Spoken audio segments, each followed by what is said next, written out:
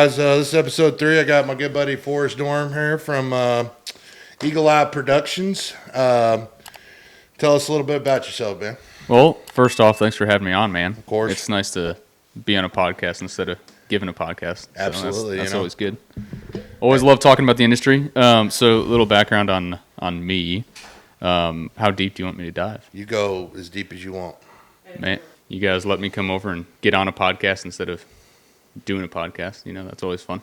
But I won't dive too far in, but basically I moved around a lot when I was young, and we always moved, I guess, in areas that were always building and growing in construction, and I always found myself kind of drawn towards those places. So spent a lot of time as a young kid out on the construction site. My dad did projects all throughout our years growing up. Finally moved to Florida, where that's basically where I grew up. The majority of my life was in Florida. Started going to school out there, went into college after high school, and did the whole dual enrollment program. So I spent my last 2 years in high school going to college, of course on the dime of the high school. And so as I was going through college and the last 2 years of my high school experience, I was working full-time as a laborer and worked my way up to a carpenter, a rough framer, basically just building houses and apartment buildings kind of all over Gainesville, Florida.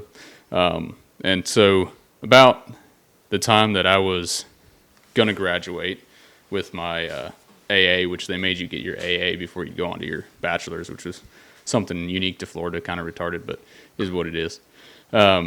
I went into the dean's office, pretty much was like, hey, I'd like to go for construction management.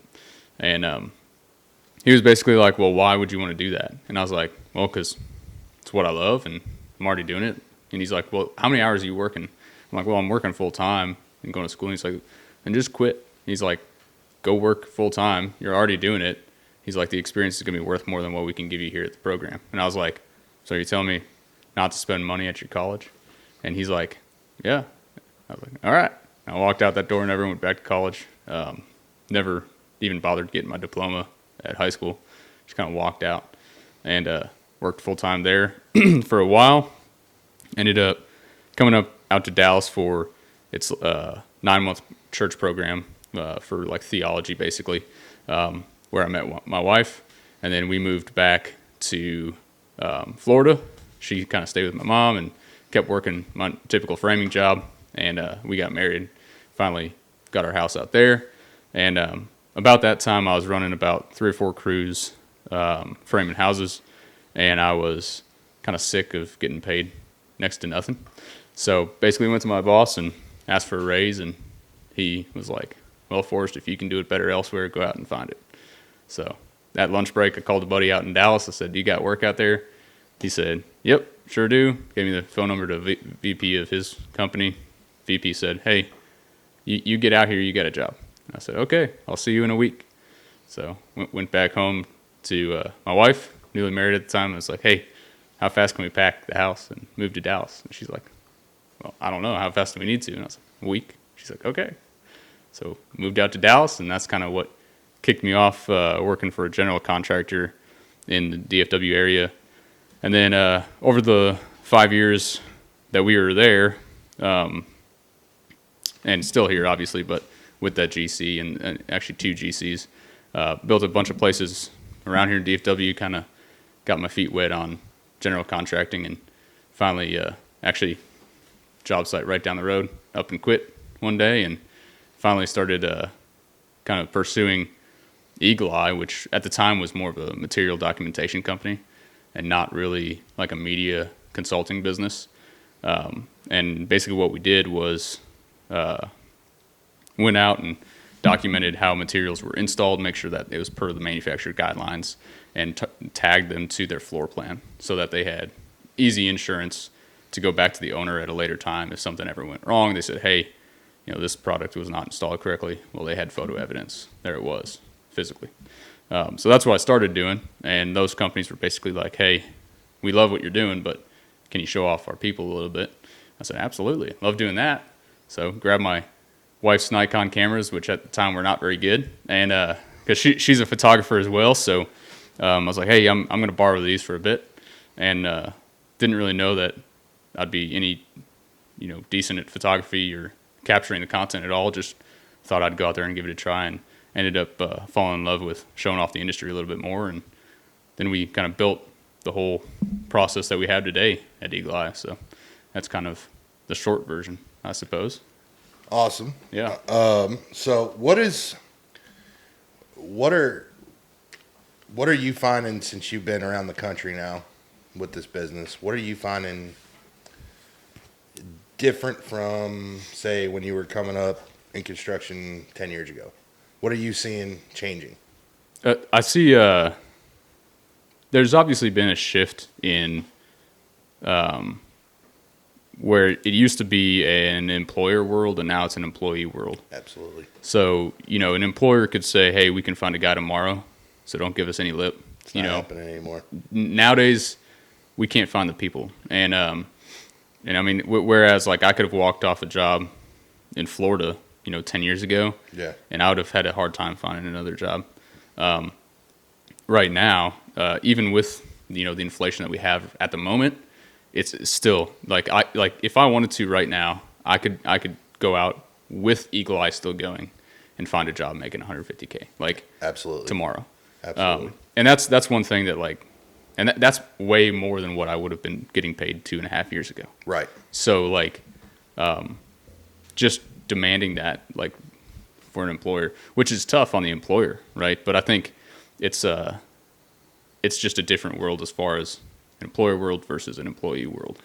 I think the biggest thing too that I'm noticing in this industry too is I started out, my story. I started out as a laborer when I was 14 years old, and I've worked my way up and all the way to the president.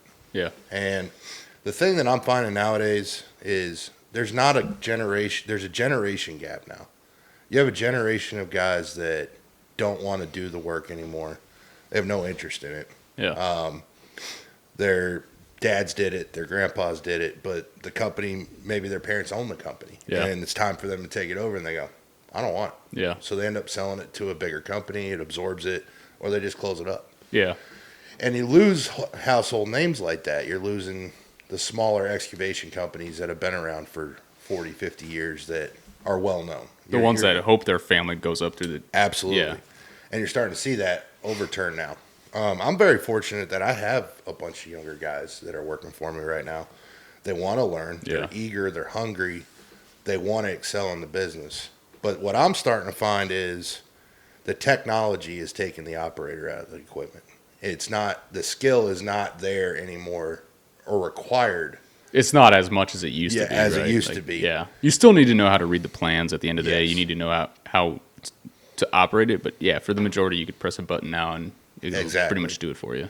So all of my equipment runs primarily TopCon minus our motor grader. We run Trimble with it. Yeah. And I'm finding that it doesn't really... I literally, the guys I have now, I can go out there and unplug it off the battery, the car battery we use, Yeah, yeah. Job won't stop. They'll just keep going. Yeah. Because we shoot stakes. We still put stakes out there. We still put hubs in Well, I mean, that comes back down to redundancy and everything you do. It's still basics. You get back to the basics, and it's always going to be that way. Well, out of curiosity, how many times have you had one of those units go down for a day? Never. Never? No. Okay.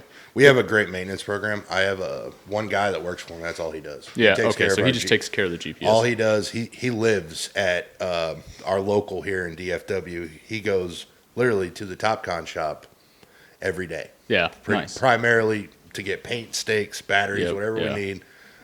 We had a head go down on one of our units, I want to say 4 months ago. And with the chip shortage right now, we had it on back order for over 4 months. We finally just got it back. But what are you seeing right now? And I'll bring up my portion of it too. What are you seeing post COVID-19 with construction? And something I'm going to add real quick to it is I'm noticing that there are price increases. Yes, you're starting to finally see that. Especially in the excavation industry. Excavation always seems to be about 4 to 5 months behind everybody else. Utilities, they're already had their price increases for over a year. Yeah. Right.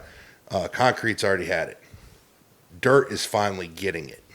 Now, what I want to know is how do we maintain that? Because like fuel costs and inflation. I'm not talking about us inflating our numbers anymore. What I'm talking about is, okay, we know to do a 50,000 square foot building pad with moisture condition, foot cap select, cut to fill, 4,000 or 5,000 yards. You're ballparking $250,000 to $300,000 to do that project, depending on the contractor.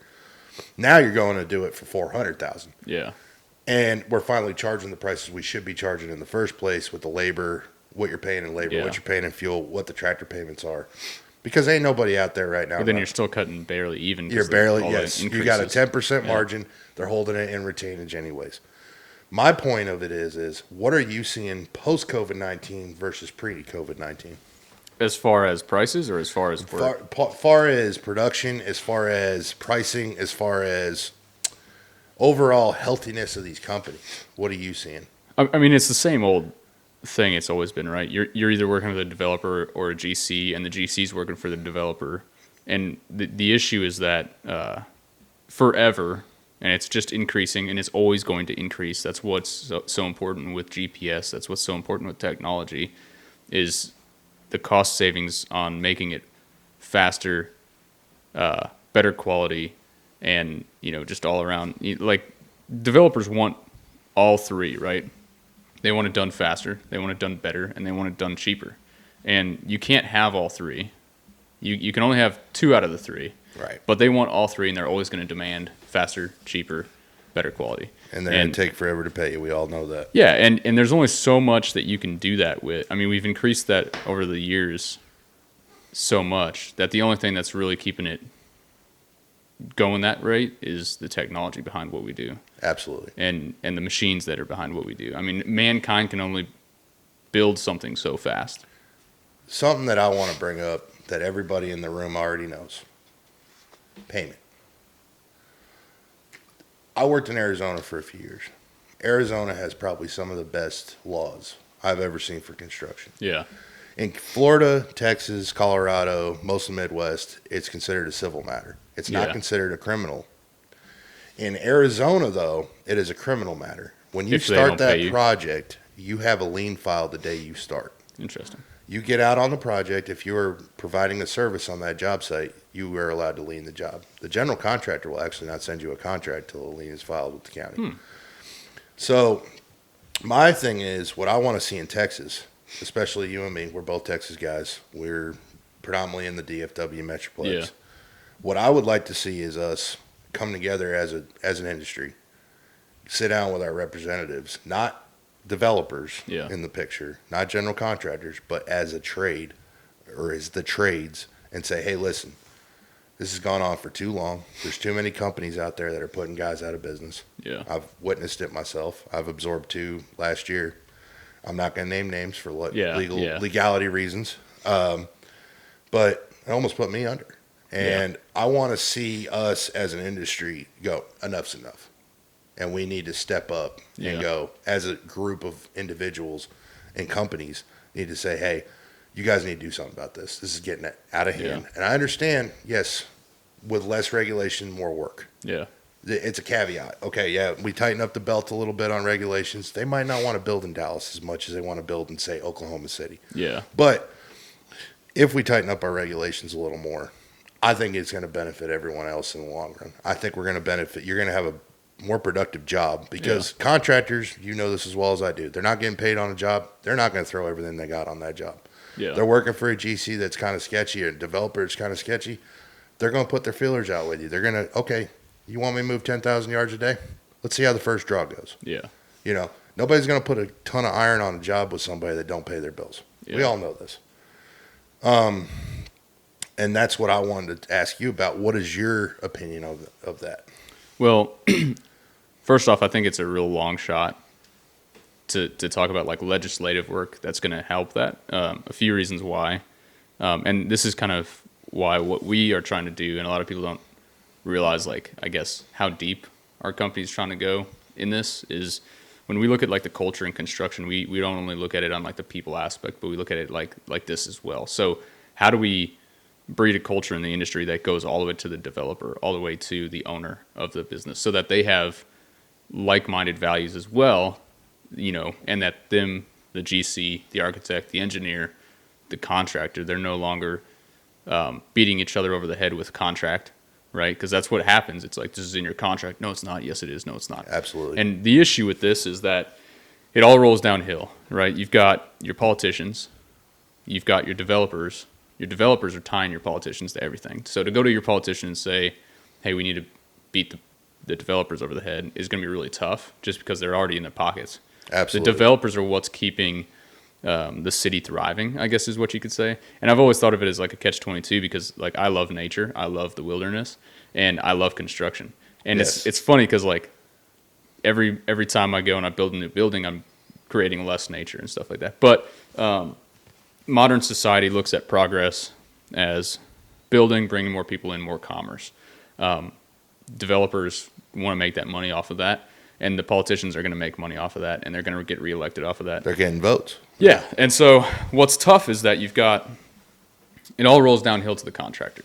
You've got a developer who makes a contract with the architect and the engineer. You've got the developer that makes a contract with the general contractor. And the developer has, they're out on everything, right? So they're saying, hey, you're responsible, architect, you're responsible for this, and this if it goes wrong. Engineer, you're responsible for this. GC, this. And what they do is the architect and engineer writes a contract with each other, and then the GC writes a contract with you, right? And they cover their butt on everything. Yes, they go, they do. hey, Mr. Contractor, you've got this, and this. Okay, that covers us. Obviously, they have liabilities to the ownership as well, but they try to pass as much of those off to you guys and say, hey, if you want the job, you got to take this. And that's what sucks, is it all rolls downhill and becomes that much of an issue, where now the contracts are getting too long, the project specifications are getting too long.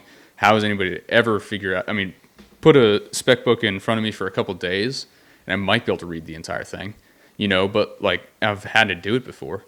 But darn, it's tough. And if you're a business owner and you've got 25 of those sitting on your desk, you can't. I spent whole nights highlighting crap in spec books and in plans so that we wouldn't miss them on pre-bid. Like, there's a lot of details that they're trying to hide, not necessarily hide on purpose, but cover their ass for the purpose of their money. And a good friend of mine, he owns a big utility company. Not going to mention names again, of course. Yeah. Dang, I want to know. You know him. He posted on LinkedIn the other day, and it was so true. And it said, "What are we finding the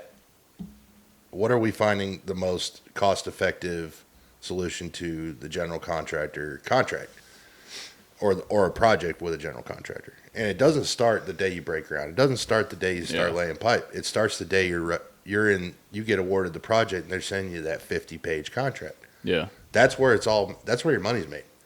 If you don't set the bar then and there, you're not going to make any money.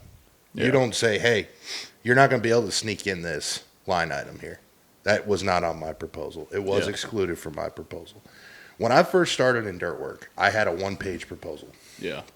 It was literally my scope on like 4 or 5 line items, no quantities, nothing. Yeah. It was just a line item with a base price for it. And everybody go, okay, yeah, great, signing me up. I was young and dumb. Yeah. And I got excited because I got my first big general contractor job. Oh, man, I'm going big time. Yeah. I got on the first job. Everything went pretty smooth. I got lucky. Didn't have any hiccups. They didn't try to throw any stuff under the rug or add this, add that. Yeah, that's lucky. I did. I got pretty fortunate. The guy, actually, I work for him to this day. He's actually just a good dude. He's a good guy. Yeah. That's what we need more of. He builds daycare centers, and he's a one-man show, and I don't have to deal with 50 pages of contracts. I'm not dealing with 2 project managers, 2 superintendents. My guys aren't out there having to explain themselves to 3 different people. So the thing that I'm finding the most interesting about the whole situation, though, is when you get that contract in front of you, I tell everybody, print off your proposal and your exclusion sheet. I've gotten mine broken down so Barney style now, and I mean it's Barney style. Yeah. It literally is a checkbox that has included, excluded, included, excluded. If you don't have that in there and it's black and white that way, they can still get you. People don't realize that.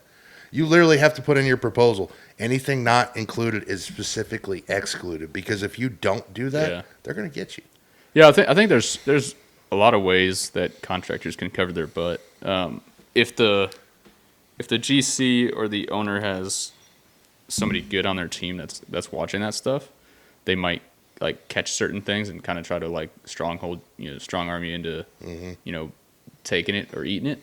I think at the end of the day, it kind of boils down to like the relationship that you've already built with that client. Absolutely. And there are some project managers out there that the only way they've been taught to handle a problem is to throw the contract in your face. Absolutely. And those are the type of people we're trying to change the industry for. Absolutely. So that bad training doesn't keep going, because it's going to tear down the industry if we have people that are going to do that. The problem too that I'm noticing, I have these young guys come to my office all the time from general contractors. They'll come into our office, or I go to their office. We're sitting there and we're talking, and they look at me and they think I'm young. They're like, "Oh man, you're young. Yeah. You're like 33." And I'm like, "Yeah, but you got to remember, I started doing this when I was 14. Yeah. I've been around this since I was, knee high to a grasshopper. My uncle owned a construction company. I worked for him. I've seen the game. Yeah. I know the game. Yeah, I know what they do. And being a superintendent, I saw it in the field. Yeah. Being a foreman, I saw it in the field. Being an operator, I even saw it. Yeah. The things are that people will try to do all day long is, what's going to benefit me the most? What's going to make me the most profit? It's not, hey, I need to watch out for this sub because I might need them in 2 or 3 jobs. Well, yeah, and a lot of times they get bonuses, right? Oh, yeah, the bonus system is what's killing us. A lot of times, I remember project directors that would tell project managers, hey, just go with the lowest bid because you're going to save so much on buyout, and if you get X number of buyout left in your contract, because we get it as a company. Some contracts with the owners are different. Sometimes you don't get buyout, right? Absolutely. So there's no point in getting a lot of buyout except for like contingency cost. But there are times where the owner says, hey, whatever you save on buyout, like here's the all allocated like allowance for what we're doing. Whatever you get in buyout is yours. Absolutely. And the general contractor's happy when an employee goes and saves a ton of money on buyout because then they get it. So that project manager goes, I'm just going to go low number on everything. Well, what they don't realize is that low number, you're going to come back and pay double when they mess it up. And then now you have nothing in buyout because you just draw it out of your contingency fund. So they go in the hole thinking they're going to get a bonus. But hell, it's too late at this point. They haven't hired you to do it. So what's and some of these, that's another thing. It's the same project managers that do that. It's like, it's just going to kill the industry. I have been very fortunate, and over the years we've worked for some really, really solid project managers, but we've also worked for the stereotypical, I'm going to do everything I can to screw you to the wall guy. Yeah. And I've had it go both ways here though, where I've had it where I get a contract sent to me, I send my proposal, and all of a sudden I get to my desk and I got a contract sitting on my desk. And I go, we didn't even get an email that we got this job order. We just got a contract. Yeah. So you know what happens? Red flag. Yeah. What'd we miss? Exactly. What have they got in the scope sheet that I didn't bid? Yeah. And all of a sudden they go, oh, well, you bid it off this date, correct? No, I didn't bid off that date. I bid it off revision 2. You're on revision 5. Yeah, exactly. Well, all of a sudden our cut fill went from 4,000 or 5,000 yards to 50,000 yards. So of course they're going to pick my bid. Well, and they already know that all the other contractors are going to be higher, so they're trying to catch you. Right. They're trying to catch you with your pants down. Well, and that's the thing is they know what they're doing there. That's the type of client I'd be like, all right, I ain't ever doing a job for you. The only problem you got is when you're a newer company like I am, you don't have the option of going to Beck. You don't have the option of going. Well, but here's the thing: in the long run, a lot of companies have issues with this, and I've seen issues with this. Is that when a company goes, I have no option to cut this client off because I'll end up losing money, right? I need the money for payroll next week. I need that. And we're in the same boat as like we've cut a bunch of companies off because we're like, look, our values don't match yours. Absolutely. And at the end of the day, if we were to take those contracts, we'd end up losing a lot of time, money in the long run. And it's the same thing with, having a project manager send the bid over to the low bid. You're basically allowing the lowest totem pole general contractor to take you on, and it'll end up costing more money in the long run. Yeah, I know it's like a fine balance, especially as like a new contractor. It's really tough to be like, okay, how can I turn down this job? But then you end up finding those are the ones that make the most headaches, right? And you always do. And the funniest Yeah. thing is, I'm not one to really quote Elon Musk much, but the guy's brilliant. And he said one time, I'll never forget it, I read it, being an owner of a business, and it doesn't matter what you do in business, as an entrepreneur, it's like staring out into the abyss and chewing on glass. Yeah. The same thing happens when you're dealing with general contractors in your pre-contract negotiation, when you're sitting across from them at the table and the project manager's super excited to get you aboard. They're like, man, we've heard great things about you. You got great reviews. You know, everybody we've called, your references, you're solid. You guys are a great company. You guys move a lot of dirt. And that's when I sometimes go, and in the beginning I wasn't this way, but now I've gotten to the point I go, can you give me some references for your projects? Yep, absolutely. Can I get references from your bank? Can I call your bank? What is your average bank account every day? How are your payment terms? Okay, yeah, you can use Level Set. But okay, anybody that's pissed off and go on Level Set and write a bad review. We all know that. You could have a disgruntled employee go on there and say, "Oh, they're slow pay." Yeah. Because you didn't pay his saw cutting guy that he used quick enough or something. Because it's like the invoice, right? The invoice fell through the rocks. We all have had this happen. But my point is what do we do as an industry to better our contract system? What do we do as an industry to go, okay, this should be a standardized form. You should have a standardized contract for excavation work. I personally believe it. I think it should be cut and dry. Okay, we know this guy's proposal literally covers everything in the earthwork scope according to Schedule 4. Yeah. In heavy civil work. Okay, yeah, Schedule 4, he's got everything in there. Yeah. So what do we need to do to make that other contractor out there more successful? What do we need to do as an industry to say, hey, okay, no, I'm not taking your contract. This is the contract I want to write with you. You don't like it, that's fine. I'm going to give you some. I'm not going to this is not going to be an all across the board me benefiting here. But you're writing a contract that you're also writing a contract with an HVAC guy for. Yep. Using the same terminology that has nothing to do with what my trade does. I mean, they'll send you like a, what did we call it? I guess we called it like a, what was it? Master subcontractor agreement or something like that. Where basically what it was like, hey, these are our legal terms for everything. Like, for instance, you're not going to most likely need a hot work permit. Absolutely not. But it probably says that in your contract that you need a permit for a hot work. It's pointless is what I'm getting at. Well, so, and that's where, like, at the end, like most general contractors, they'll have you sign the master subcontractor agreement, and then they'll have you sign the agreement on your scope. Which, if you got a good GC, they'll do that, yeah. Which, if you got a good GC, and you'll agree with me on this, they take your proposal and attach it as the contract document. There's a couple I work for that do it. And I'll tell you something, it's the best when that superintendent on the job site screaming at my guys, hey, you need to haul this dirt off.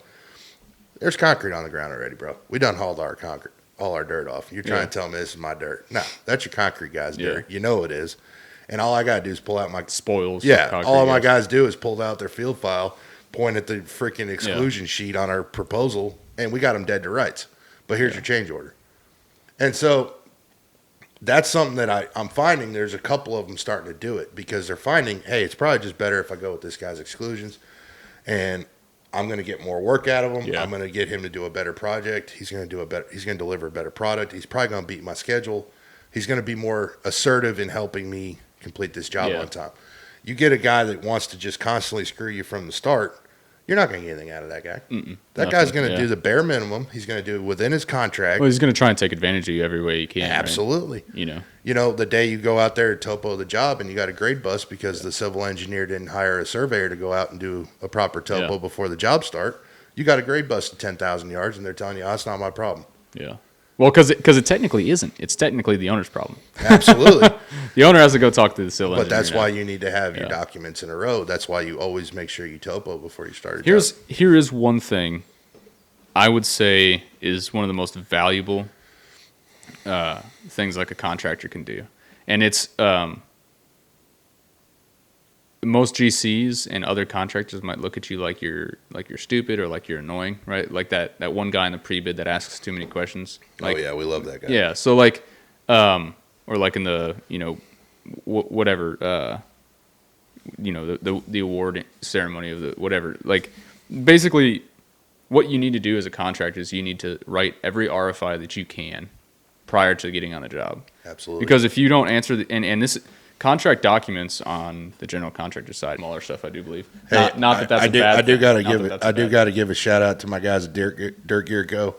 You guys put us on your Instagram, man. Much obliged, much love, and I'm gonna be buying some swag pretty soon. I promise. So, thanks guys for supporting us, and much love from On Grade and from Iron Eagle Excavation. So, and that's what we love. We want to see this industry, just grow into something awesome for everybody here.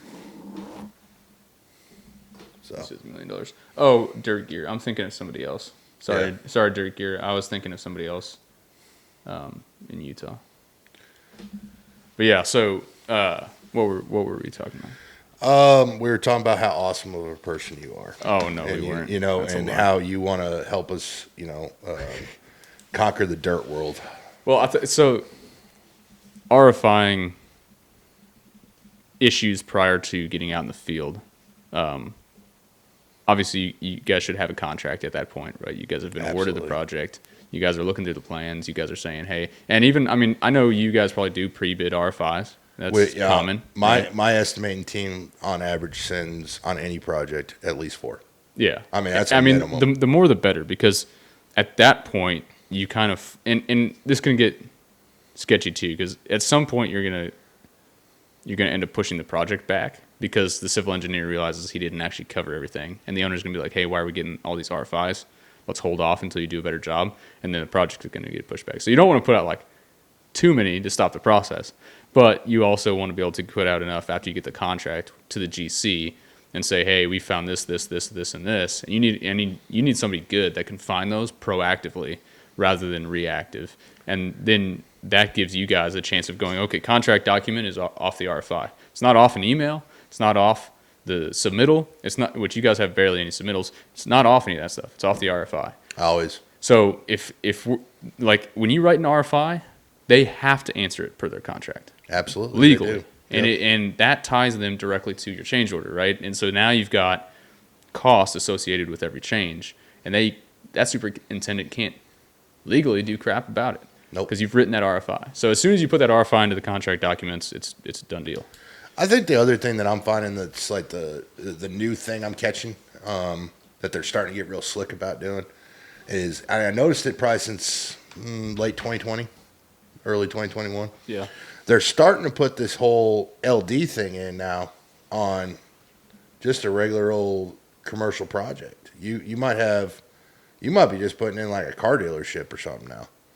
And they'll go, well, according to our schedule, you have to have this done by this date. Yeah. Half of them don't even put a freaking schedule in the contract anymore. Some of them are doing it. But, I can tell you right now, the last 2 I got this week. They're still required to send it to you. They are required to. But the last 2 I just got sent this week have no schedule. Well, and here's another thing: is the schedule in the contract is a living document. It's a living document. It's constantly changing. Yeah. So as it changes, it Right. changes all the other stuff too. But what's getting people with the catch-22 on this is they're still putting in the contract though that if you don't maintain schedule, they can go LD on you. So that's if we don't maintain schedule, but your schedule's based off of how fast I can do this, and Absolutely. I'm telling you I can do it this way. Just because I tell you I can do it in 10 days, and you tell me I need to do it in 5, doesn't mean I'm actually going to get it done in 5. No. Unless you give me extra money and I get to buy more equipment and I got to get more guys out there, like that's not. I can bid the job off the original schedule, but I already know that that's a living document, right? That's Absolutely. not part of the contract. But that's what I'm trying to get at though. And I've had one try to enforce it on me. Yeah. And it was due to rain. We had gotten the moisture conditioning done, thank God, in the rain. But that's the one. Well, thing. hey, that's the one thing you can't do in the rain. Free water, Yeah, exactly. So we're going to try to put select down, put our caps on the building, and I can't put it down. The pits are flooded. Yeah. I'm calling all the trucking companies, going, "Hey guys, I need 3-4 days to push back on the schedule." And they're like, "Hey, this owner's not playing with us. You got to work Saturday and Sunday." I said, "According to the city, we can't work Sundays." Yeah. And they're like, "Well, not my problem." So I'm doubling up crews. I'm doubling up. Yeah, it is. It's your job site. I'm moving tractors. I'm moving tractors in, and I ask them for a mobilization change order just to help me out. Yeah. And they go, hey, we'll talk to the owner about it, see what we can do. So I send in the change order. Nothing happens. Yeah. I don't hear from them for a week. My guys already went back out there. See, that's because these guys aren't really knowledgeable. They don't really know how the process works, because if they were to go to the owner with that stuff, they would look like an idiot. Exactly. Because it's not their cost. It's not the owner's cost. It's the GC's cost. Absolutely. Because the GC is the one that's maintaining. That's making the schedule. Yeah, and he's also the one that has to deal with rain days. So, like in his schedule, in his contract with the ownership, it talks about a certain number of rain days, typically put off of NOAA.com, whatever. Absolutely. Right. So it's like you've allocated a number of days in your schedule for this, or they should have. If they didn't, then they're probably losing money on it. And then they're going to go to the owner and ask for more money. Like, that's just, the owner's going to laugh them out of the room. Oh, yeah. So they're not going to the owner. They're trying to play hardball is what they're trying to do. Oh, they're all trying to play it. But that's what I'm trying to say is what we need to do as an industry to not more or less make it more personable. Yeah, make it more personable, but at the same time make it fair.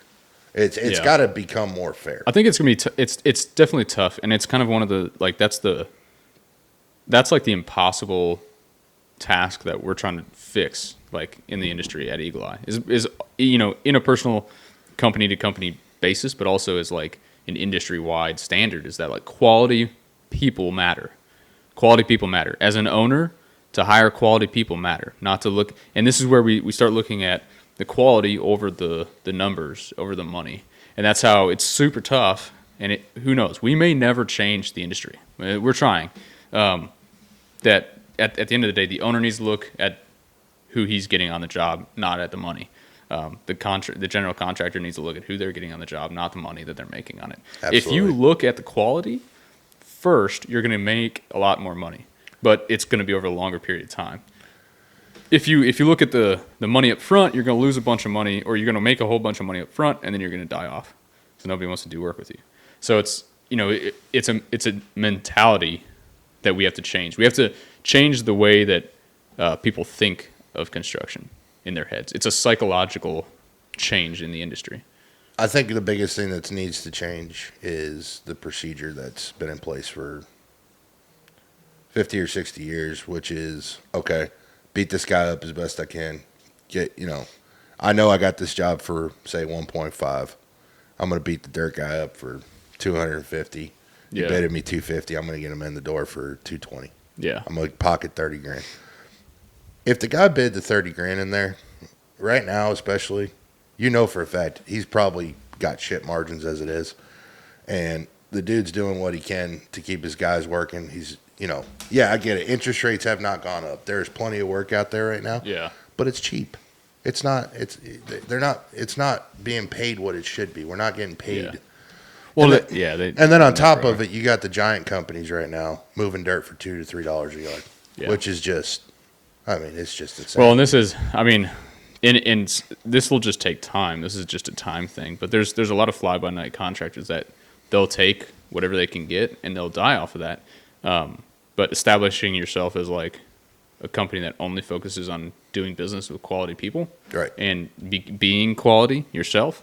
If you get a name for like, hey, I just turned down this massive contractor because they weren't up to par, then it's like more contractors are going to want you. And that's the way that we kind of change things, right? Is that we want to see more contractors that are coming out that are quality. They know their quality. They only work with quality people. Right. And like I said, before when we talked about an employer versus employee world, right, it's changing on the developer side too, right? It's changing from a developer-dominated world to a contractor-dominated world. Right. And that's important, and I think that's part of the change that you're talking about, is that we have to be able to put the pressure on on the GCs. We also need to put the pressure on the ownership. And a lot of times the GC is stuck in the middle. A lot of people hate the general contractor because they're the messenger. Yeah, they're just the spokesperson for the owner.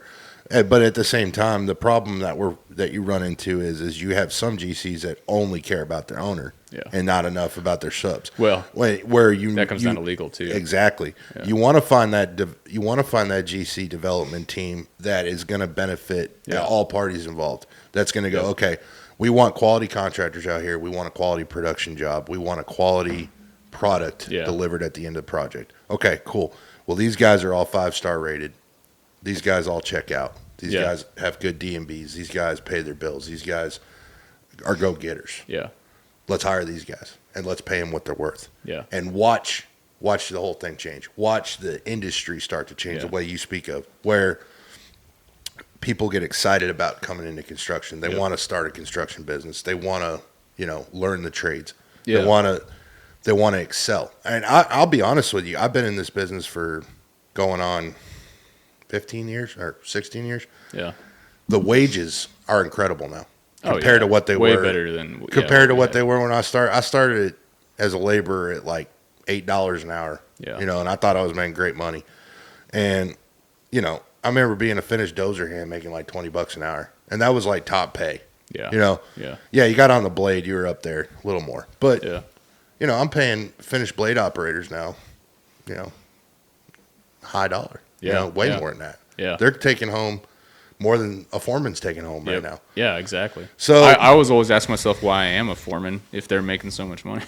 Oh yeah. What the crap? But then you add up, the company truck. You got the company fuel. Tolls are paid. But at the end of the day, I still didn't. I was like, wait, when I was working as just a carpenter or a laborer, I was making like $1,000, $1,500 more a week. I was like, what is this crap? Like, yeah, there's no glory in management. I tell everybody that. Yeah, I mean, honestly, you learn a lot in management. I think that's one of the biggest benefits of going into a management style is that you learn a lot. What we started to do is we copied a contractor out of Dallas. His policy that I had found worked really well, and it was something I kind of saw in the military. Yeah. In the military, you become an NCO, like a sergeant, right? Mm-hmm. Well, eventually you have to do a staff position, and you have to start learning paperwork and how the whole moving piece of the Army works. You have to start learning that side of it. You're not in the field anymore with the guys. You're not out training with them. Yeah.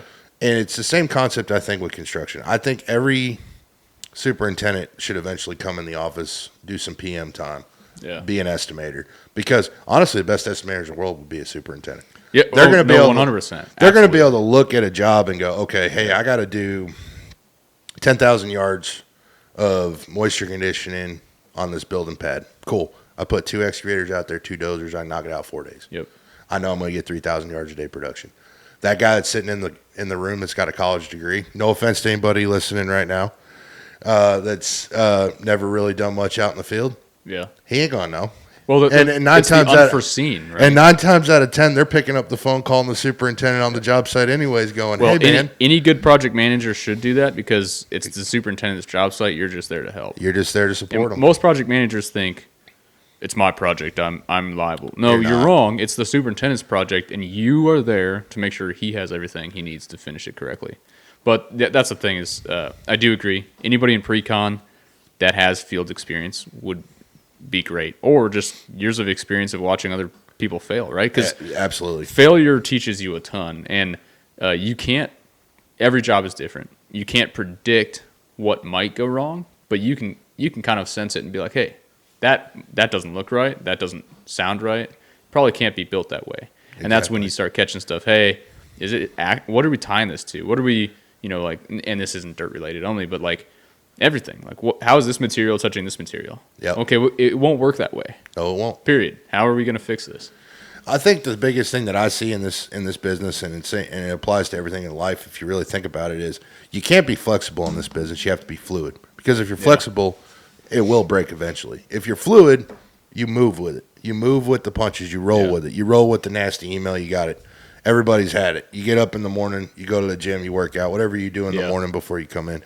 You get to the office, you check your email. There's some nasty fucking email about the silt fence got knocked over because the utility guy dropped pipe on it. Or because it rained like 4 days in a row. And they're screaming at you about it. You might not even been on the job anymore. And you go, okay, that's piddly. I'm not worried about it. So then you call somebody, you call one of your guys, hey, run out there and get it fixed. Okay, no problem. But then you get the phone call about, oh, hey, the trucks, we can't get enough trucks. We can't get enough trucks. We can't get enough trucks. It's not a driver shortage. Yeah. Everybody thinks it's this driver shortage right now. They're like, oh, my God, I can't get trucks. I don't know. There's a lot of work. There's just so much work. There's not enough people. There's not enough trucking. Out of everywhere over the entire country, and everywhere I go, I hear people go, "Man, I think we've got the biggest construction market in the area. We are building so much stuff." I tell you what, DFW is the largest construction, because I've been to New York, I've been to San Francisco, I've been to LA, I've been to North Carolina, I've been to Florida, I've been to Texas, Montana, everywhere, Chicago, Detroit, whatever it is. There's not a place that's widespread that's constructing more buildings than we are here in Dallas. Absolutely. And I mean, there might be that I just haven't been to, but darn, it's pretty close. Like, we've got a lot. I think the other thing too is it's vast. It's not like LA Metroplex is a vast area. Yeah. LA City is very small. Oh, yeah. Dallas is like the city of LA, but like it's spread out. Yeah. Massive footprint.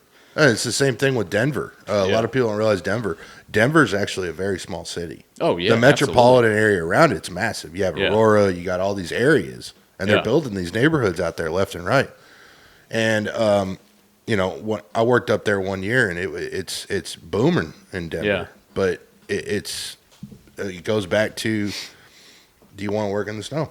Yeah, exactly. Who wants to do it? Well, transportation in Denver is, everywhere right now is building tons of transportation projects. But you have a good point. Is another thing that's adding to our worker shortage is the fact that we have so many jobs going on. So much work, right? Like, I've got small contractors, I've got large contractors that right now they're saying, like, I'm getting hit with all these jobs that we're supposed to be starting, and I don't have the guys. Like, I have to, I can't say no to this, but I'm gonna have to figure it out. I don't have the people.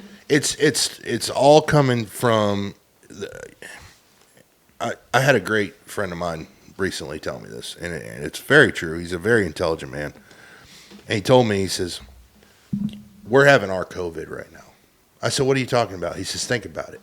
He says, during 2020, we didn't really feel it. The whole time we worked through it, and I think everybody made a lot of money in 2020. I know so. I did. I did very well in 2020. Yeah.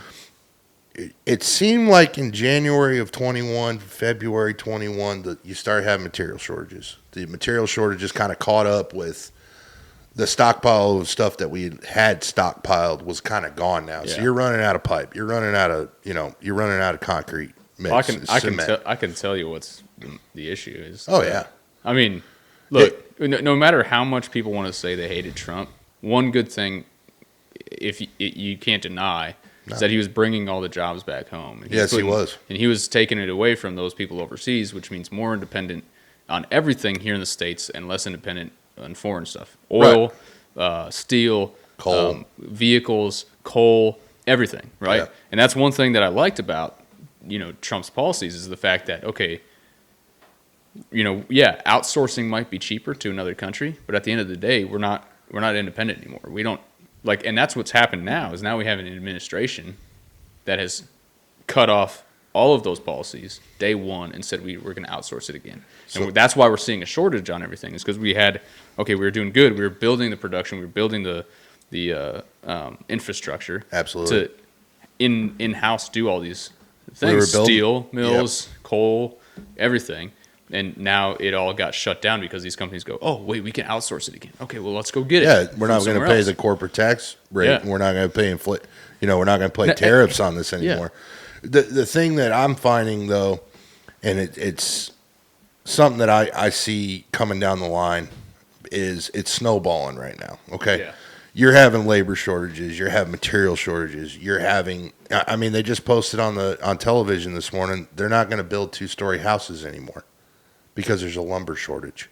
There's no lumber shortage. Oh, there's not. There's trees everywhere to cut down. Well, we've got stocked warehouses. Oh yeah, but you know what they're doing? They're upping their margins. They're trying to bring the profits up. Well, I'll tell you what's happening is these large companies like Home Depot and Lowe's and all of the bigger lumber mills is they're holding off, making it feel like a shortage. Oh yeah, but they're trickling out just enough sales that they would have normally done. It's the same thing the oil companies do. You got to remember, I was in the oil business for a few years, and I remember being told, 50, 60 times in my time over there, we're paying $110 a barrel.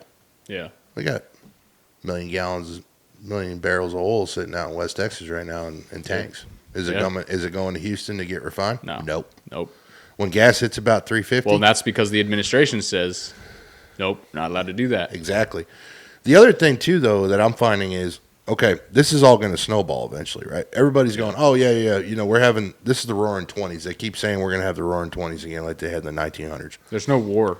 There's no war, right? I mean, I know that's bad to say, but one of the reasons we were being so industrial in the 1920s, 30s, 40s, there 50s, was no wars, right? Like we were preparing because we had a race, an industrial race. Yeah. Right now we have a technology race. Absolutely, that's where it's at. I think our biggest Achilles heel though is going to be the interest rates. We all know it's coming. Okay, the only way you kill inflation is interest.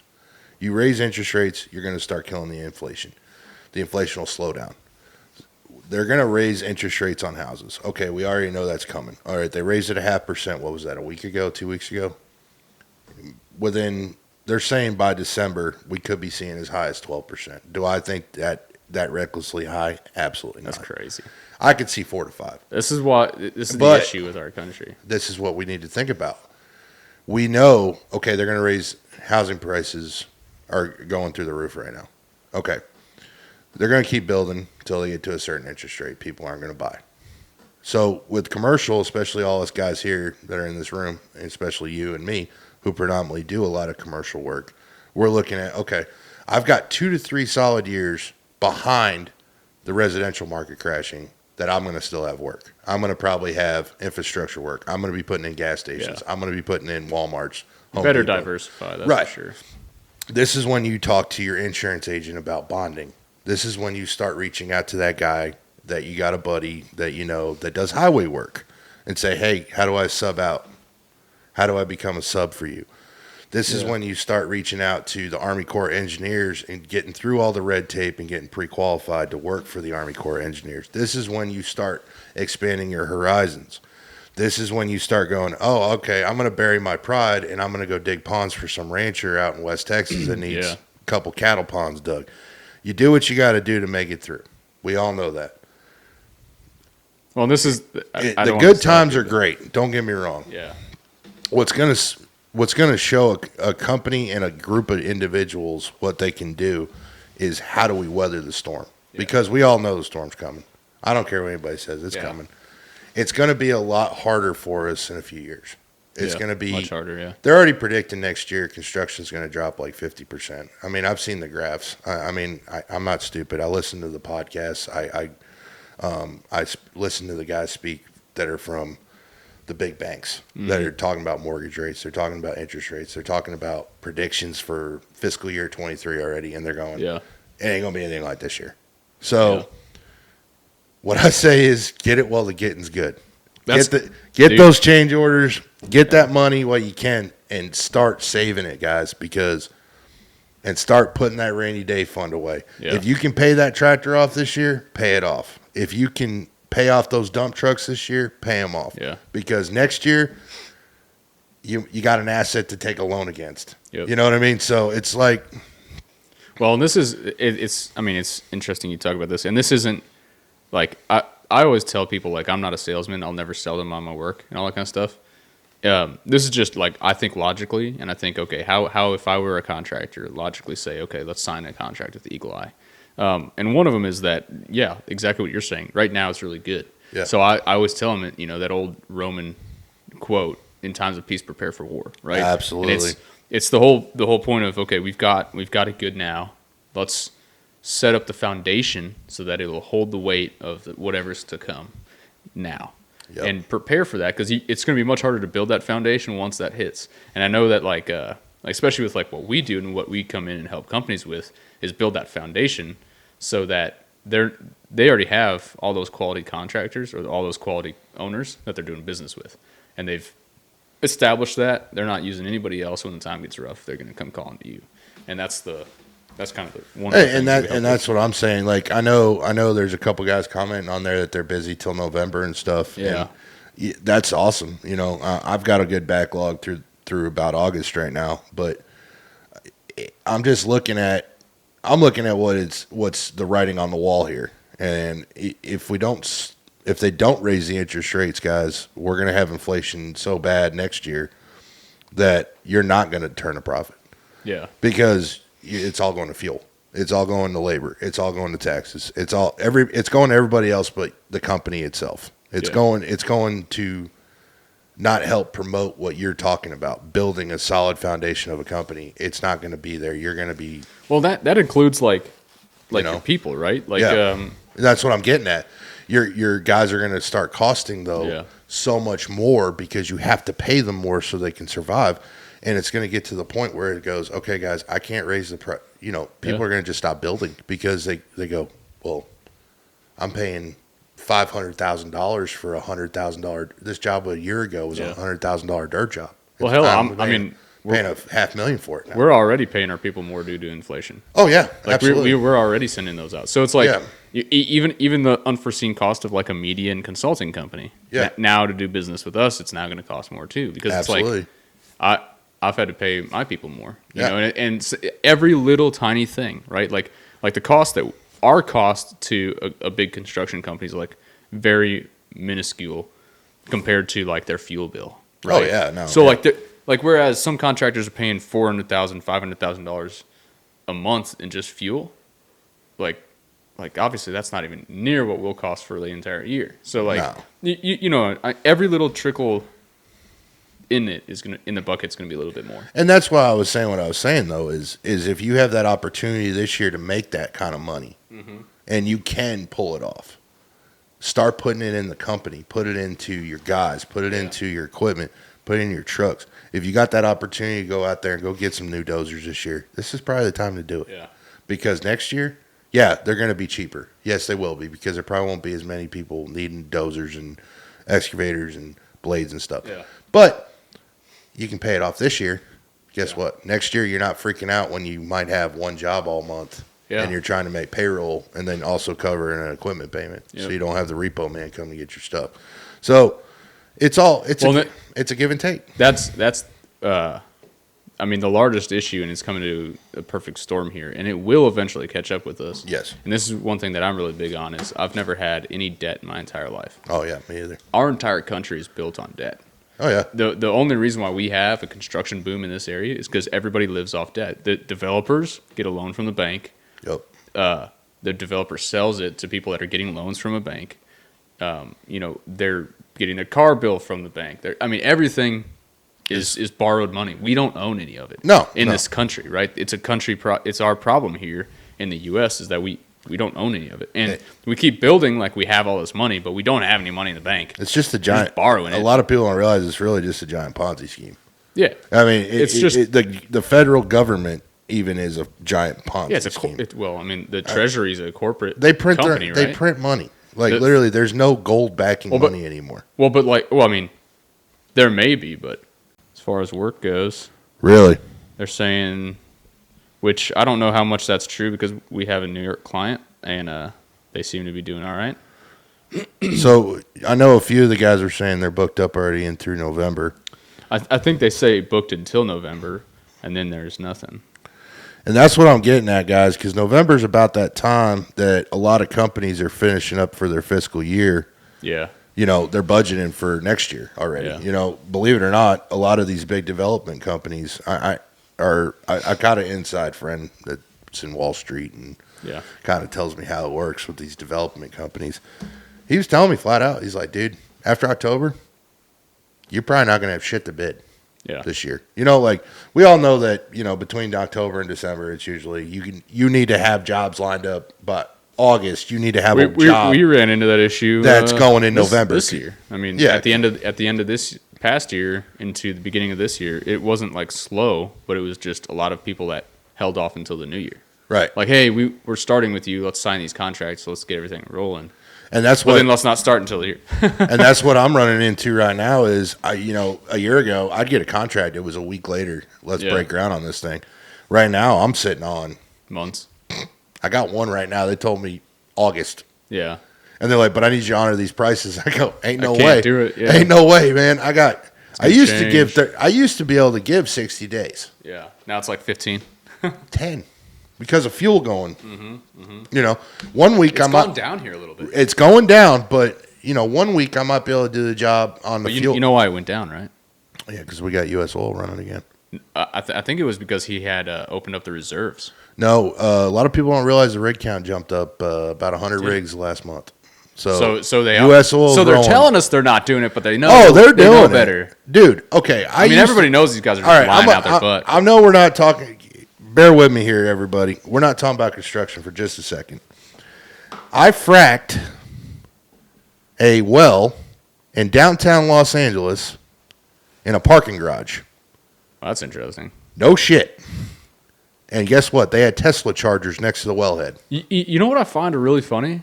So is that like Bakersfield, California area is like one. It's one of the biggest oil. It's one of the biggest oil fields in the world. Yeah, nobody knows it. If you drive we volunteer at like a church camp up in Sequoia Mountains, and we have to drive through the oil fields there in Bakersfield every time. Yeah. And, dude, I don't know how they keep those pipelines like mapped out in their plans, because they're just going every which way. Oh yeah, they're everywhere. Up, down, sideways. Oh, you're underground, above ground, like everywhere. Work in Pecos or Odessa or Midland, Texas, man. They're everywhere.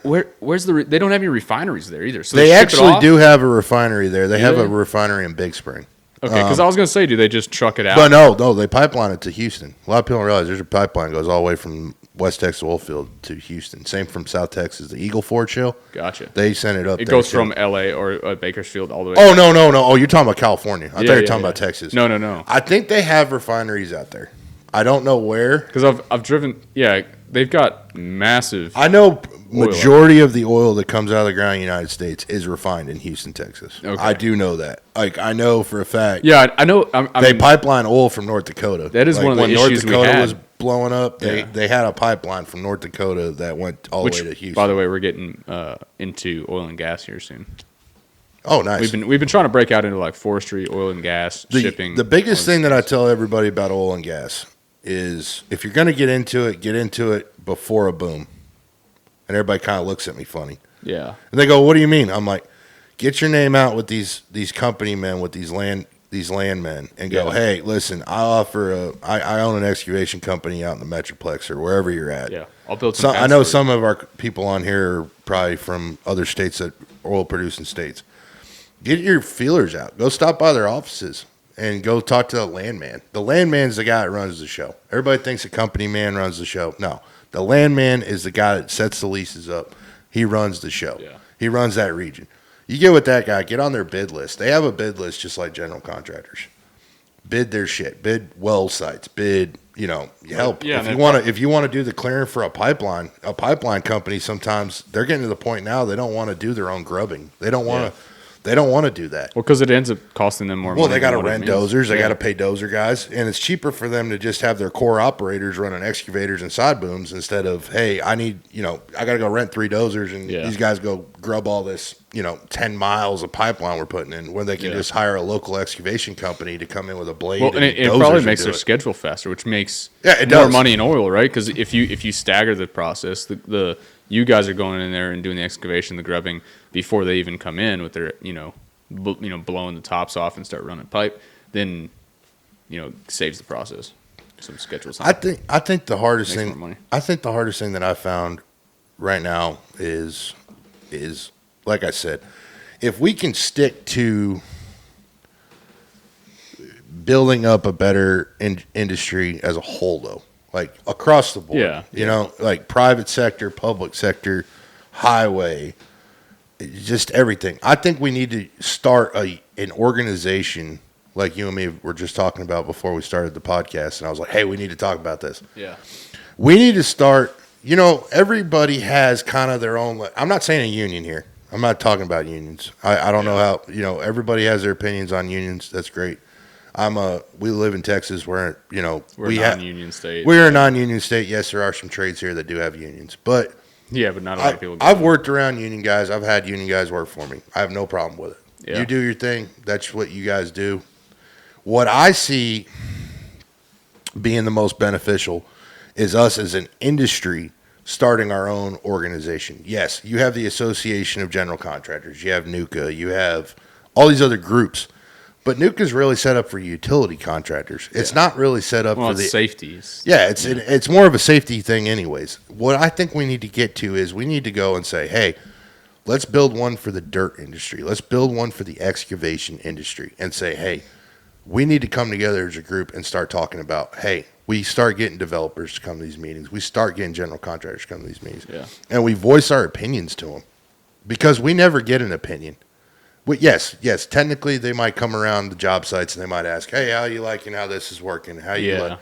What we need to do is we need to say, hey, what do I do? What can I do better as a sub to, to start getting more of your work? What can I do? What can we do as an industry to stop some of those things that we've talked about tonight? Like contract issues, change order issues, not getting paid on time. All the elephants in the room that we all talk, that we never want to talk about, that no one wants to bring up because it's like, oh, hey, we're excited. It's a new client. We're building a relationship. If you ever notice, they're the first ones, though, to be upfront with you and go, hey, how's your credit? Hey, do you have references for some of your past projects? Hey, do you have, are all your guys OSHA certified? All this stuff. And you want to kind of turn the table on them and go, what have you done? Yeah. Who are you? Yeah. Because I never heard of you. And I love it when people call me and they're like, hey, what's your bonding capacity? And I'm like, I got to call my agent. But last time I checked, I think it was, whatever. And I want to turn it around and go, well, what's your bonding? Yeah. Why am I bonding a private dirt job? Do you not know me? Yeah. Oh, that's cool. Well, I want you to carry a bond. Why? In case you don't pay me. Yeah. And you'd be surprised how many. Or if you go out of business, or you'd be surprised how many of them kind of get offended by that. They're like, what do you mean? I'm like, well, you're asking me to carry a bond, but you're not going to carry one yourself. You know what I'm saying? Like, I know most owners have to carry bonds on their loans. They usually have to. The GCs a lot of times don't. But what I'm saying is if you put their feet to the fire a little bit and give them a little taste of their own medicine, I think. And I know you're saying, we need to broaden our horizons and stuff. I'm ex-military, dude. I'm an eye for an eye kind of guy. I'm working on the whole, being friendly and stuff. But it's like, dude, it's not necessarily that like the brash approach isn't useful in times. What I think is best, obviously, is working smarter than the person you're working with. Right. Because be the guy that knows more about everything in the room. Mm-hmm. And a lot of people are like, well, that's just being, like you're just, what's the word? Like you're being arrogant. Being a know-it-all. You're being arrogance. Cocky. That's it. Yeah. That's the word. And that's not it. That's called confidence. And arrogance and confidence are often misconstrued. It's a very thin line between them. But that's the thing is like, be the guy that knows the most in the room about everything on their contract. Know more about the contract that you have with them than them. Know more about their contract with everybody else, which they might not give you that information, but believe me, there are ways that you can find out exactly how they're tied to everything. And I think the greatest thing that we have going for us here in the Metroplex finally is somebody was brave enough to start a page on Facebook, and it talks about general contractors. Finally. Yeah.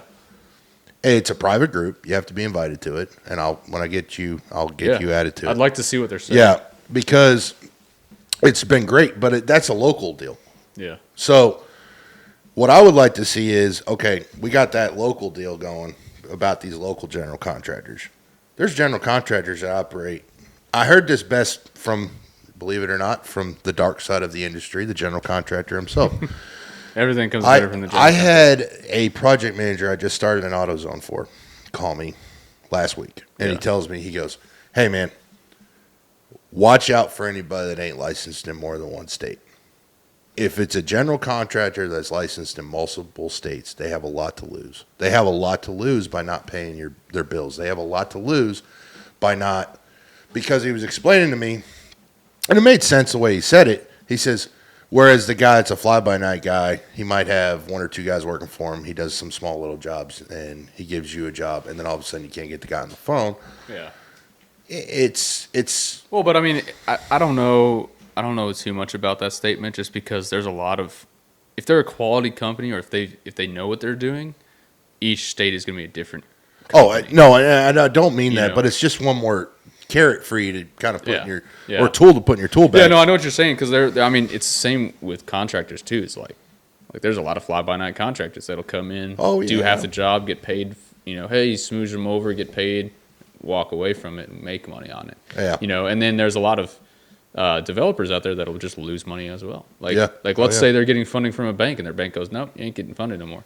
Or, what if the, ownership dries up and now the GC can't pay you? I've known GCs that the ownership just wouldn't pay the GC for 4 or 5 months. Yeah. Oh yeah. And guess what? You get paid when they get paid is what they normally say, right? So you're not going to get paid for 4 or 5 months. And the contractor goes, man, I can't do this anymore. I don't have that much money to back me, blah, blah, blah. Well, and the other problem you got is like, I mean, everybody here listening is probably in the same boat I'm in, and you as well. You float all this stuff for them, and, the roosters come to roost, and you're like, hey, I got to pay a couple $1 million trucking bill here. I got a fuel bill that's, and you're at the pawn shop. Yeah. Or you're selling something, stuff, or you're trying to find a cash job, or you're asking the next guy you're working for, hey, can I pull a little bit extra off this draw? Well, why? Because I got to cover expenses on a job I didn't get paid on. Because cash flow is king. We all know that. If you ain't got cash flow, you're not in business. Yep. And it's just, it sucks that this happens. But the other thing, the caveat to this, and I don't know some of our listeners where they're listening from, but here in Texas, the law goes, even if you're not paid by a general contractor, your suppliers are paid by you, and you have to pay them. Yeah. Well, I mean, and as a good contractor, you should want that as well. Well, yeah, you should want that as well, but the problem you're running into is okay, I'm starting to pay all this stuff, but I'm not being paid in return. Yeah, no, definitely. And it adds up. Whereas I've been in the situations where I took a couple $100,000 hit last year, and I can't pay that trucking bill. And I call the trucking company and go, hey, I'm going to have to pay you over 6 months. We got to do a promissory note or whatever. And they work with me. Yeah. Because they know I'm good for it. I've been working for them with them for years. But this is what I'm saying. If you're a new contractor and that happens to you, you're out of business. Gone. Bye. Yeah, you're done. You don't have that relationship built. But, if you have that relationship, you can walk in their office, be a man about it, and say, hey, listen, I can't get paid. Yeah. I need your help. I need you to lean this job with me and help me get this funds. Well, and that's why like our mission at Eagle Eye is to create a community led by values. Yeah. Like that is the reason, is because like we want to be able to the way that we keep the industry accountable is by leaning on one another for help. Absolutely. And that's not saying that like you have to go and help fund your buddy's project. But what that means is that like, hey, maybe you take some time and help educate somebody that doesn't know as much about whatever it is. Maybe it's that you guys look out for each other. Hey man, I saw you on the, I heard you were on the bid list for this guy. Dude, they just screwed me over on $500,000. Whatever it is. Like, absolutely. Creating a community that has good values that look out for one another is important. And that's what we need to do is we need to come together and say, hey, okay, we start passing that information along to each other. We say, hey, watch out for this guy. Watch out for this guy. Hey, this guy's good, But the other thing we need to stop doing too, and it's something that's gotten real bad lately, especially with work being as robust as it is, there's some guys out there that just literally want all the work. They undercut everybody. But they're going to die. And they're going to die. But it's a slow, painful death for them. Yeah.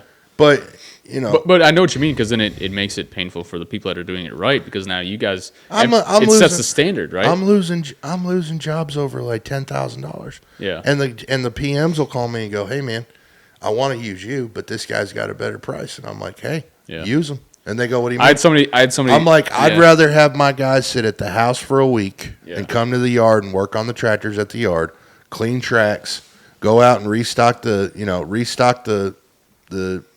shop with stakes and paint and grease, and do some PMs on their equipment, than sit there for a week than lose $10,000. Yeah. Because in the end, sitting there a week is cheaper than me going out on that job losing money the minute a blade touches the ground. That's the thing. That's a lot of people get tied into it, and they feel like obligated to go lose money. And it's like, you're not obligated. You're in business to make money. You're in business to change the industry too. But like, you can't, just because somebody asks you doesn't mean you have to go and do Absolutely it. Right? not. And that's the thing. Like we've had people come to us and be like, oh well, so and so is doing it with half the price, and I'm like, that's great. I already know the quality. I'll give you a rundown on what they're going to do. Mm-hmm. And I'll tell them, I know this person personally. they're going to do it this, and this way. And this is what you're going to get, this, and this. Yep. And sure enough, after everything's been done, who are they calling? And I'm like, hey, man, we can go back to, that price that I gave you. But, like, remember, like, this is up, this is up, this is up, this is up. Like, you've already spent half of that when I told you you weren't going to be happy with it, right? And then it's just sad to see people waste money and then have to come back and spend more of it. Absolutely. And that's the problem is that people that underbid or cut, right, that don't really understand their worth. Some people don't do it on purpose. Some people just don't understand their worth. Yeah. And they end up undercutting all the other contractors out there, and then they become the standard because, well, okay, we've seen this magical low number. Oh, well, that's now the new low number. Let's go with that. And it's like, that's not that guy doesn't know what the hell he's doing. Nope. So don't look at that low number because that's not our quality. It's not apples to apples. And that's when you know you're working for quality people is I have several clients that when I'm working for them, they flat out tell me, they're like, you're always middle to top bid. And we prefer to use that guy because one of two things is happening. Either A, the guy that's low bidding missed something, or B, he's just, like you said, doesn't know his self-worth. Yeah. And he just is desperate for work. Yeah. Whereas if he would just bid the correct way and go along where everybody else is, he'd probably actually have a better chance. He probably doesn't know where everybody else is. Well, that's the thing. You've got to learn your numbers. You've got to know what stuff costs, and that's the thing that guys don't get. You've got to go out there. Well, man, you've got to sit there and realize, okay, how much diesel is my dozer burning an hour? How much downtime do I have on a line item? How much time is it really taking these guys to load trucks? It's all that little stuff. Like everybody. Well, and what cost can I spend now that might look like a lot of cost that's going to help save me money in the long run? Like training your people. If you train your people, let's say, like we tell people this, we go, hey, if you got a C-rated operator, we can make him an A-rated operator in a week.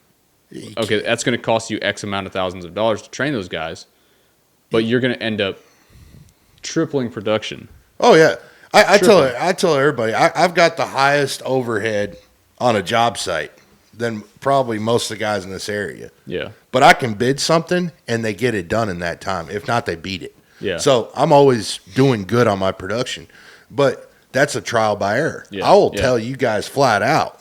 I didn't know cost when I first started bidding. Yeah. I didn't know. I had done it at other companies because they had spreadsheets for me that said, "Hey, this is how much this dozer does a day." No, but you still, you don't know it until it's your money. I had the information. Yeah. But when you go out and you buy your own stuff, what are they saying? What do we got? Oh, nothing. There's just a whole bunch of comments. Oh, okay. Sorry, y'all. We are also on TikTok Live. So. Yeah. We're doing a real YouTube video too, so make sure y'all check us out on. It's on the name of our YouTube channel's On Grade. Just started it up. Would love to see you guys check it out. I've had this is our third episode.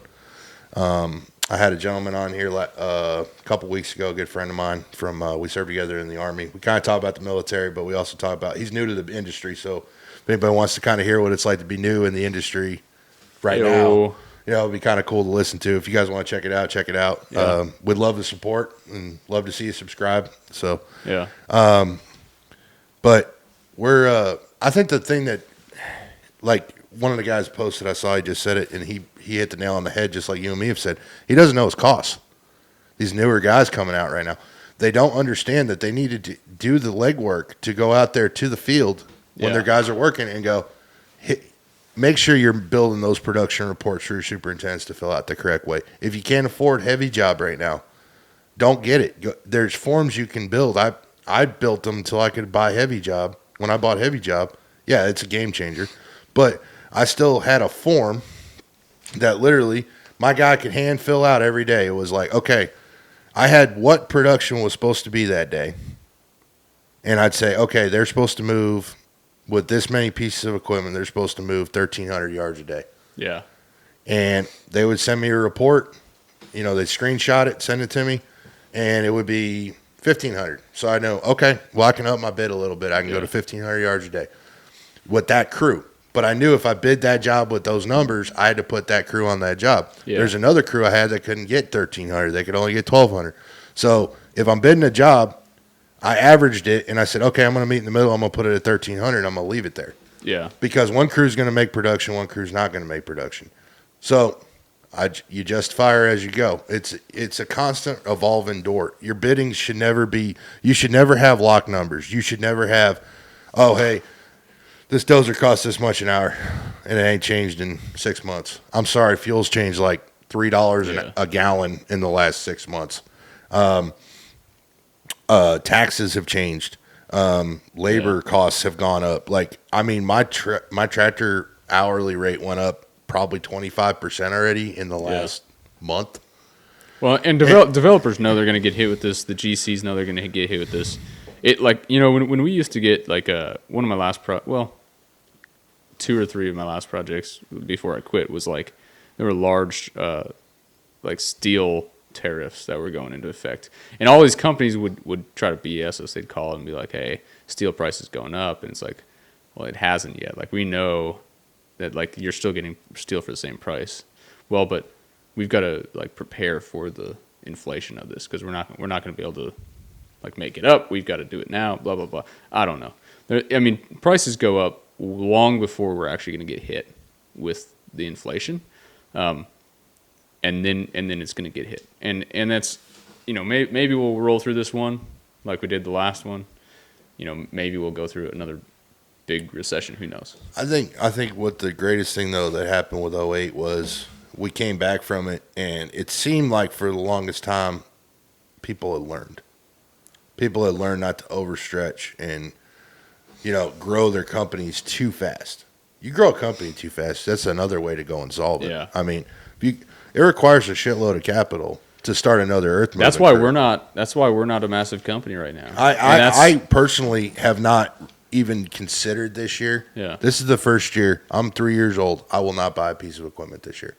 I'm not doing it. Yeah. I don't care how much work they throw at me. I don't care what money they throw at me. I'm not buying Pay it all off. I'm paying it off. And you know what? People can judge. They can pick on me for it. That's fine. Well, here's the thing is if you can see that now, right, and even if that means turning down a bigger job. I had to turn a couple down. Then it's like, look, I'm still, again, we're not living off the debt. We're now living off of cash. Yeah, and I've got assets. Yeah. I can go assets, not liabilities. I can go in the bank next year when we're tight, and I can go get a line of credit because I got 2 or 3 bulldozers to back up that $500,000 line of credit. That's going to float me for a month or two if I got to. Yeah. And it's just, you know, if people would think that way ahead, you're not going to see the losses of companies like you did in '08 because nobody saw it coming. When realistically, the writing had been on the wall for 4 to 5 years. Hey, it's coming, and when it happens, it's going to be bad. And the way that they're doing the loans right now and the housing market, they're charging double what these houses are worth. Oh, dude, it's just a matter of time, bro. The last 8 years, we've been trying to find a property and a house for 8 years. Yeah, and 8 years ago, I go, what? They're asking for $5,000 an acre? Well, that's BS. It should be down by $2,000 an acre. I'll wait a couple of years, and when it goes down, I'll go back and buy it. Well, it's now $55,000, $75,000 an acre. In the areas that I was looking at. And I'm like, dang, man, if I had bought it back then, I would have been a millionaire at this point. Wait till that land ain't worth shit, and it's going to happen. That's the thing. I keep telling all my buddies in the area, they're buying houses $300,000-$400,000, right? You're better off renting right now. I'm still renting a house right now, and there's a reason because they go, well, but bro, like we're making like we have $80,000 in equity on our house right now. Right. For now, you do, but guess what's still going to be worth $325,000 next year? My 850L. Yeah. Well, but here's the issue: is that once that house, let's say recession hits, right, and now that house is worth $100,000, you have equity, but negative equity. Yeah. So here you bought it at $350,000. It's only worth $200,000 though. Yeah, and what? And now you have to sell it because you can't pay any of your bills. No. And blah blah blah, whatever. And now you're in the hole, and that's where I don't want to get. It's like stocks. You buy in the dips, you do not buy at the highs. Never. And that's how I look at like I'm putting all my money into assets like my business, into other assets that are going to make me money. Like I don't typically keep a lot of cash in the bank. No. That's just because at any point I can go and I can sell that and make more on it, right? Right, and that's kind of what I do. I've got the same concept of that. The caveat to what you were saying, it's the same thing with contractors that you need to think about. Okay, right now there's a shortage of everything. You can't buy dozers. You can't everything. You go to Cat right now and try to buy a bulldozer. They're telling you 6 months. Yeah. Fuck. Excuse my French. Fuck it. Yeah. Wait. You know why?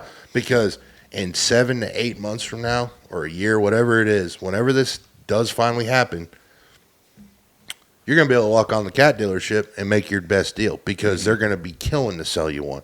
And you can walk in there and go, oh, you know, I'm not paying this terp tax. Oh, I'm not going to pay this. I'm not paying assembly. I'm not paying this. I'll do it for, you name your price. And you know what? If you want to get slicker, this is what my plan is. I'm waiting to buy a haul truck because right now you can't even buy a truck. I'm going to wait till the market slows down. Trucks are cheaper. I'm going to go out and buy a brand new low boy, brand new truck, and I guarantee I'll pay $50,000, $60,000 less for it than I would right now. Oh, yeah. I guarantee it. And then another thing, I'm going to go out there and buy dump trucks. Everybody's like, man, don't buy your own trucks. Don't buy your own trucks. So much overhead and all this stuff. No. When it's slow, I'll have my own trucks to do my own jobs. So that right there will make me more competitive. What is that? Do they call that like vertically integrated? Yeah. That's basically what that is where you are hiring yourself to do your own work. Yeah, you're not subbing it out. Yeah, so like hauling trucks. Well, I'll haul trucks. My company's called, X Hauling. Okay, well, it's a different company. They're making money. You're getting tax, benefit. I think, though, that the hardest thing that I personally am worried about is not us as an industry at all. It's the people. I'm worried about the operators. I'm worried about the superintendents. I'm worried about these guys that are out there making it happen every day. The guys that, when you're owning a business, yes, if you're a good owner, those people should be foremost in your mind at all times. You can ask my girlfriend. She'll tell you, I make a decision. It's not for me. It's for my guys. And if you're not making those decisions for your people, then you have no business being here. I've got a book for you. Yeah. That I want you to go out and read. And okay. It's a book. I can barely read, by the way, just so you know. You'll like this one. I'm an excavation operator, so You'll like this one. So it's a book. I buy a new copy of it every time we hire a new employee, and I give it to them. Nice. So like when I envisioned what I wanted our business to look like, I kind of set in like the vision, the mission, the plan, everything, and then later on, I ended up reading this book, and I was like, that's exactly right. That's exactly right. And I was like, wow, this is almost exactly like what I envisioned my business like model being. And take it with a grain of salt because it comes from like a food service industry. But business is business. Yeah, it's how you run your people, it's how you run your clients, and it's how you and it's called Built to Serve by Dan J. Sanders. Absolutely. If you treat your people with the same amount, if you treat your people like their family, they're going to take care of you like their family. Yeah, you're going to have the bad apples. You're going to have people that take your kindness for weakness. Yeah. There's people out there, no matter what you do, you could be the most greatest person in the world, they're going to screw you over. It's just, it's human nature. At the end of the day, don't let those people sour you. Mm-hmm. Because I've had it happen to me. I've had guys take jobs from me when they left my company and went to another company. They took the work. Spread rumors. Yeah. You know what I say? Good luck to them. The truth always comes out. And I wish them nothing but the best. Yeah. I don't hold grudges. I used to, and it's unhealthy. See, that's one thing I've always like I don't even know what it means to hold a grudge. Well, and it's not like I don't know. I'm talking about when I was a kid. Yeah. You know what I mean? I understand holding grudges, but I think that's a big issue. Battery's about that. How much we got? Probably short. If it's red, then it's about to go down. Well, Forrest, we appreciate you being on tonight. Well, we just got hateful behavior on TikTok. Hateful behavior. I don't. What did we say? Anyway, let's. The camera's about to die. So. Well, we got kicked off TikTok, but TikTok just banned us for some reason. We're not going to get banned by YouTube, hopefully not yet. But I'll make sure and edit it so it's friendly. So we do appreciate you coming on tonight, and yeah, man, wish you nothing but the best, and looking forward to maybe we'll get you back on here in another episode. Yeah, I know that there's a whole list of questions that we never actually covered. Actually, we got through most of them. Did we? Okay, yeah, good. Right. I might have changed the wording a little bit, but we got through them. Okay, all right. So I appreciate you coming on, brother. Absolutely, man. Thanks for having me, and we're excited to make sure you like and subscribe. Episode 4 will be coming up next. We're gonna have Doc Robinson on from Dirt Guy Excavation. So make sure you guys like and subscribe. And like I said, we're here for you. This channel is really geared for construction industry, business, people that have an opinion, and honestly, just good entertainment, because I think a lot of people don't realize what this industry is all about, and all they see is big yellow toys out on a job site. They're like, oh, that's cool, you got big Tonka toys. They have no idea. I've heard it my whole career. Oh, it's just dirt. Yeah, well, there's a lot more to it than just dirt. So please like and subscribe, guys, and we'll see you next time. Thanks.